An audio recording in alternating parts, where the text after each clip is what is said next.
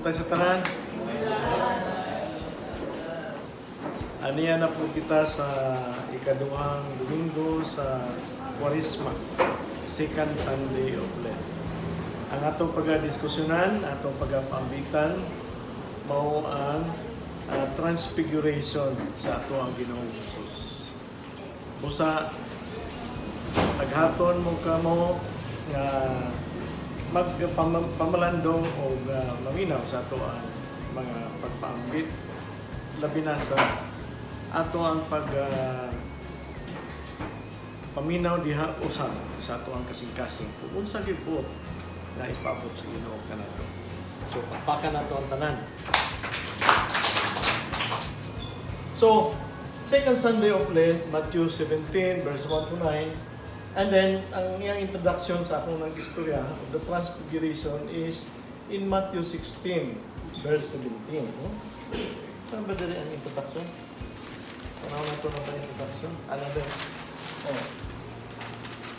Kung tanaw niyo mo ang chapter 16, verse 17, makita niyo mo sa 16:16, who do you say that I am? Kung tanaw niya ang disciples, di ba? Yung Peter, you're the Christ, no? You are the Christ of the living God. Di ba? You are the Christ of the living God. But how will this be understood by the people of God? Good sa iyang mga disciple, magkatubang sila, you're the Christ. Ikaw ang Messiah, hindi Messiah, Lord. But look, during the time of Lent, di ba si Peter ang nag-deny niya for 3 times. He was abandoned by Peter. And then in verse 16, 23, even si Jesus, get behind me, Satan. Because Jesus already foretelling kung sa'yo may tabo sa iya. Di ba? I will suffer, I will be in my passion, and I will die on the cross. And then later on, I will have my resurrection. But yung siya, no, Lord, di na may tabo sa inyo. But yun si Jesus, get behind me, Satan. So meaning, kung tanong ni mo ang identity ni Jesus, o kinsa gyud si Jesus, no? And then it talks about the discipleship. Discipleship, dili gyud mahimo o walay cross. If you want to follow me, take up your cross and follow me, no? And then it talks about Jesus' identification. ID na siya. His mission, ang iyang method, nga niya kung na yung method, na yung metodology niya ipamaagi. Di ba? Pwede man gamito ni Jesus ang iyahang pagka-Ginoo. Bato man niya dumita. No? Lord, if you're willing, take this cup from me. But if you do so, I will drink the cup of suffering. Meaning, obedience ang iyang pamaagi. No? Stick to the plan of salvation. Otherwise, na siya laing, di ba? Laing dito, may makuha man yan, magamit man yan, but he's not doing that. On the mountain, Jesus is glorified, di ba? Iting naidagan ninyong istorya ganyan. At ato lang balikan to. Jesus is glorified. Ito yung fortes, o sa istorya ni mo dyan. Fortes for telling. This is the preview of the kingdom. Wala yun ninyo hisguti ang kingdom. No? It is the foretelling or a preview of the kingdom to come. Ang Matthew, kanang Matthew magod kay istorya na siya community, istorya po siya sa tapingon. No? Dito kita sa salvation, sa ato ang kaluwasan, salvation sa kalag, o dito that will awaits us the kingdom of God. Kita tanong. No? Foretelling and a preview. They came down and their face glowed and completely change. So, muna yung istorya ganyan nga, kung na transfiguration, na change. Di ba? na transfiguration na i-change. And they are changed, no? Kuha yun sila, nausap yun sila. Ako na laktawan, no? Kaya na ako focus. No? So, disfigurement, tanaw na ito si Jacob. Diba, nagkiglayog siya sa angel, nagkiglayog siya. Gipislit iyang tay, iyang hita ba? Gipislit. Pag pislit, human nila layog, nilaog na siya. Muna karon si Jacob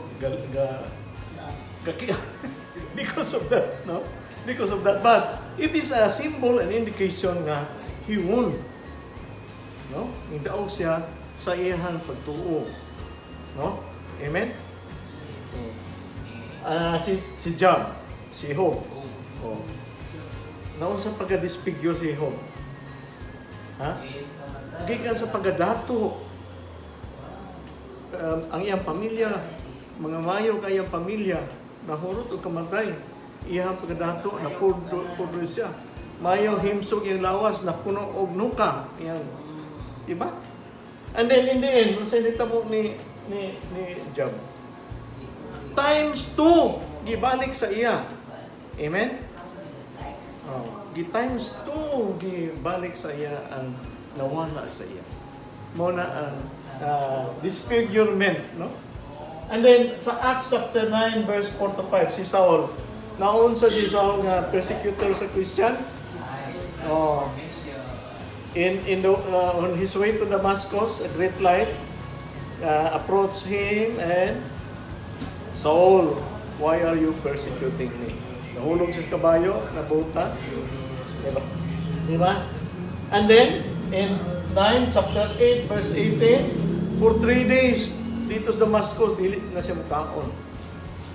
He is no longer drinking or eating, and in darkness, na siya sa kangit-ngit. But then, after that, nahulog ang scales. Ipadadaan po siya sa Ginoo pag-ayo.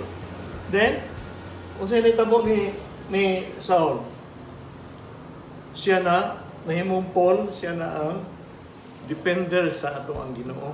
Kasangyaw siya sa kingdom of God. Salvation of soul. And then, in 2 Corinthians chapter 12, verse 17, kanunay siyang istorya, the thorn of the flesh. Kadumdum mo? Kanunay siyang, di takibaloon siya ng thorn of the flesh. Basi ka to si Paul, mahilig o chicks. Ang thorn of the flesh niya, nga kanunay niya i-control ang iyang pagka kanana kusog mang chicks. Diba? Di takibalo ba? Baka mag-butang sa Bible kung saan ang thorn of the flesh, no? Ba't ka na ato lang ng pangagpas? O basig mahilig siya o well, no? O basig mahilig siya o inom. Kita ka ba? So meaning, ingon to si Joy kaniya nga, sa to, ang transformation, diya diretso, o si Juan ba to? Si John ba to? Because of the thorn of the flesh, gabalik-balik ang imuhang favorito nga sala. Kanang saba, kanang kanunay, kanang mga tunok sa imuhang lawas, imuhang kalag. Muna, di mo mabalaka. Kaya naman si San Pablo, nag-antos niya na. Si Jacob, nag-antos niya na. The thorn of the flesh. Grabe to yan, nagkiang na siya, bahala siya nagkiang. Basta, naa siya sa Ginoo. Amen? Mura man si Mabert at itong panungdungog ni Mert, God bless you. Thorn of the flesh. And then, Mabert, example na siya nga, dili siya kalimot.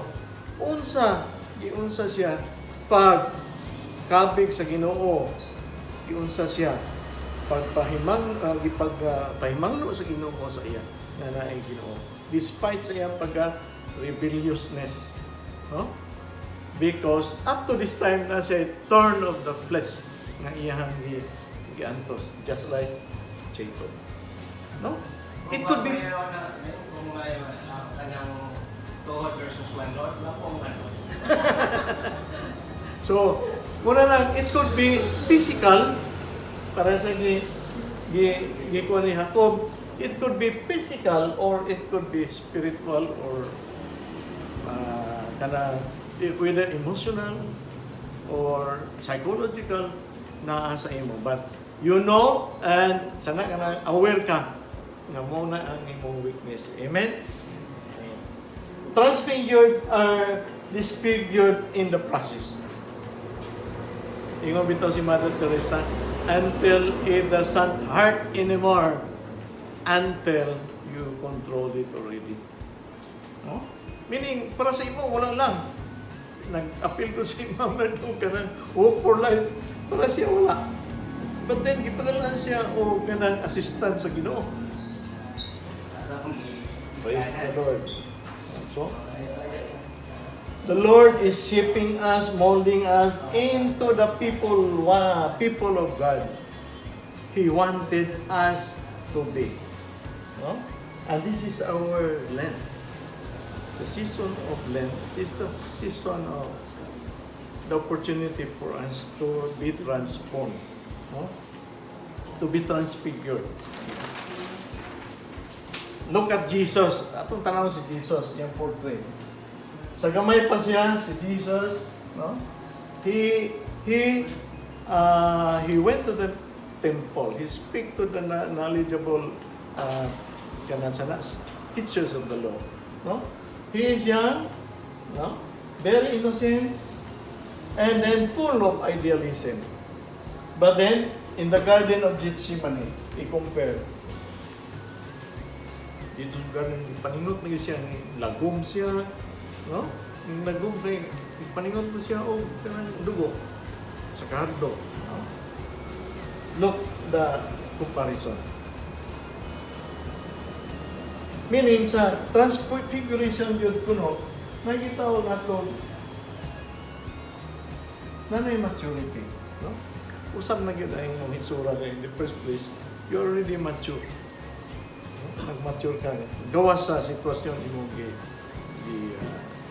giandulan. But after the Garden of Gethsemane, sa initabo niya, he accepted it. No?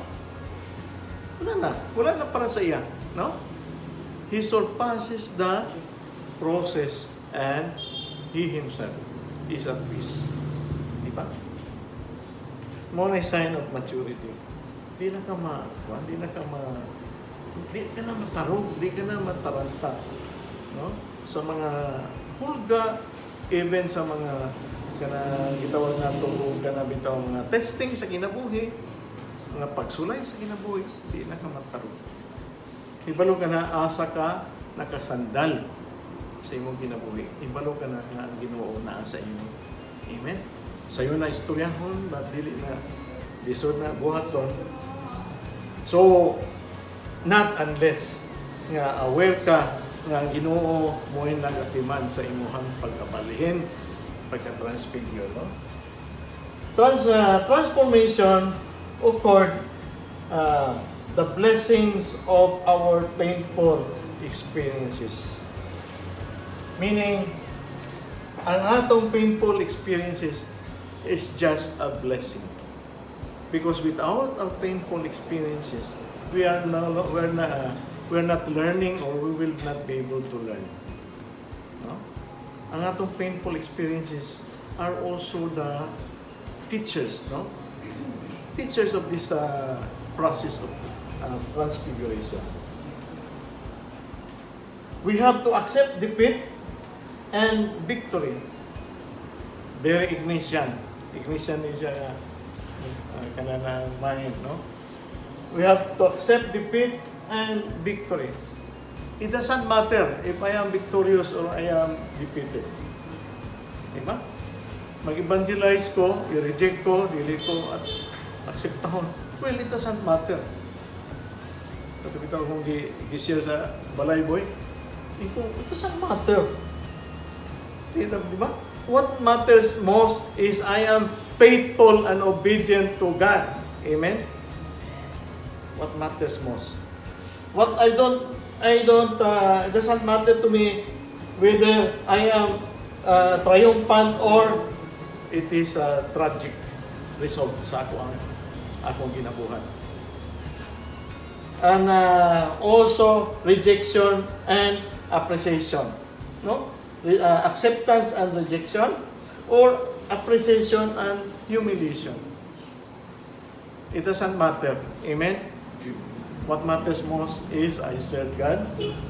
I serve Him faithfully. This is a good reflection for us sa atoang season of Lent. How many of us suffered rejection hantod karon nga gusto manimalos, gusto mag-hostage og 30 ka buok, just like atong usa ka security guard tawag nga nagmahay, no? How many of us nga suffered kanana ang tragedy sa kinabuhi? Hindi gani mo mapasaylo ang mga tao nga na-involved. No? Kaya gabasod yung ka sa usa ka tao, sa duha ka tao, kay mo'y nakapaingon nga na. No? How many of us suffered defeat? Napindi ka sa kaso, napindi ka sa argumento, bisag tanaw nimo nga insakto ka, but one ka, no? Or humiliated. No? Sana naulawan yung tao. Amen? This season of Lent, buwapo kayo siya nga pamalandog. Lord, sa ako ang transfiguration or transformation, I need obedience and also, Lord, faithfulness in all the things that I am experiencing. Amen? And that's it. Ano lain mo, no?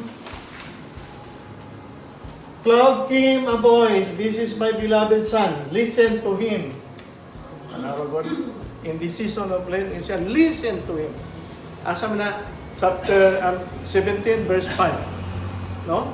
A voice came out of heaven. In baptism, this is my beloved son, in whom I am well pleased.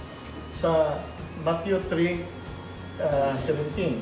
In Cana, in John chapter 2, verse 3.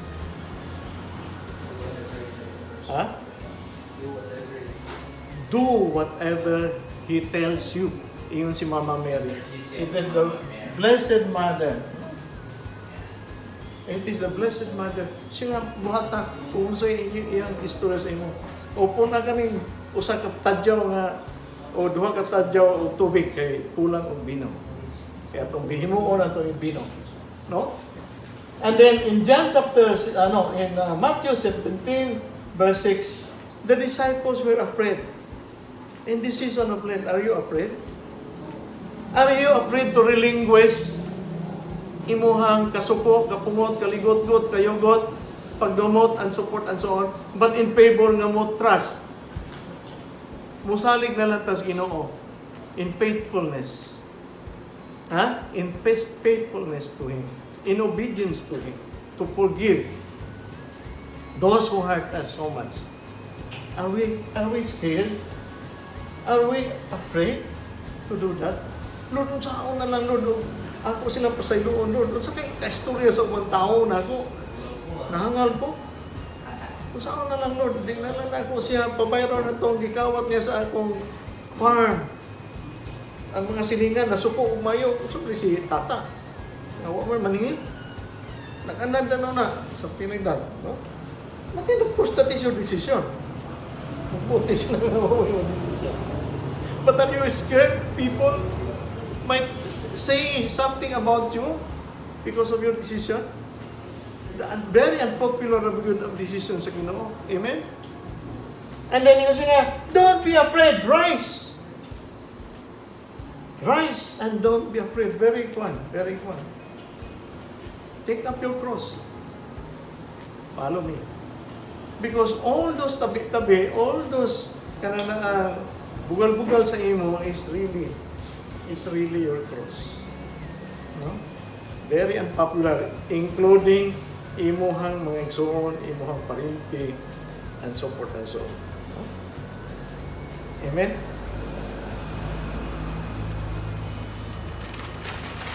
So therefore,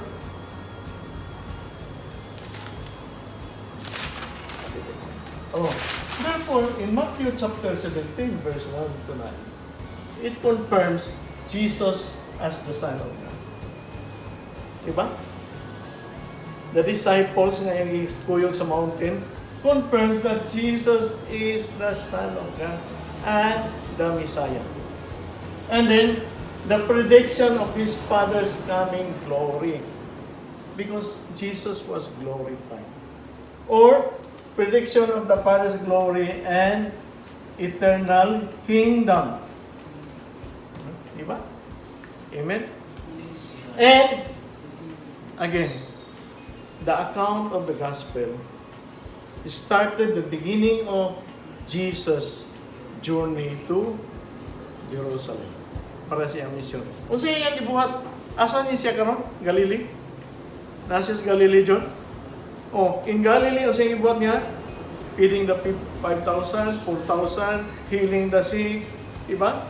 Attending to the children, teaching the, diba? Panudlo siya sa disciples, lingkod siya sa sakayan, panudlo siya, hatag og parable and so forth and so on, no? And then, of course, going to the synagogue, magtudlo siya, healing the blind, the sick, the lame, the leprosy, and so forth and so on. But then, after the transfiguration, his eyes gazing to his fulfillment of the mission going to Jerusalem. Amen? Praise the Lord, no? So, tanaw na to inyong ipangsulat. No? Tanaw to inyong ipangsulat. Okay kayo, significance of the high mountain. No? Sun, etc. In our life, especially in the season of Lent. And also, whose voice are we following? Then,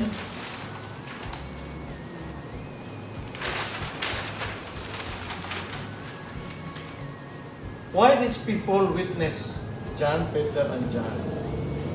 Ngayon sila matulog. Sa Gethsemane, moro biya, gyapon ni sila. No? And then, who are they? The three divine persons and the office of Jesus. No? The office or ministry. No? Tariyan na siya. Prophet, priest, and king. Si Elijah, Moses, and Jesus. The change of attitude. Who we are before. Kinsa mata before, no? How to show this transformation to others. And also respond. Asap. Sa itong asap, always say a prayer. As soon as possible. Characters, these are the characters, no? Atong isgutan.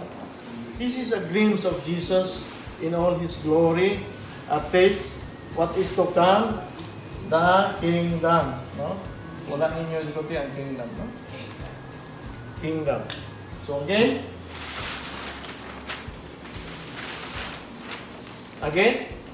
Matthew 17 verse 1 to 19 confirms Jesus as the Son of God, the prediction of His Father's coming, glory and kingdom, the beginning of His journey to Jerusalem. Now this is the theme for the second Sunday of Lent. Thank you very much and maayong hapon sa tanan. Pakpakan na to ang Ginoo.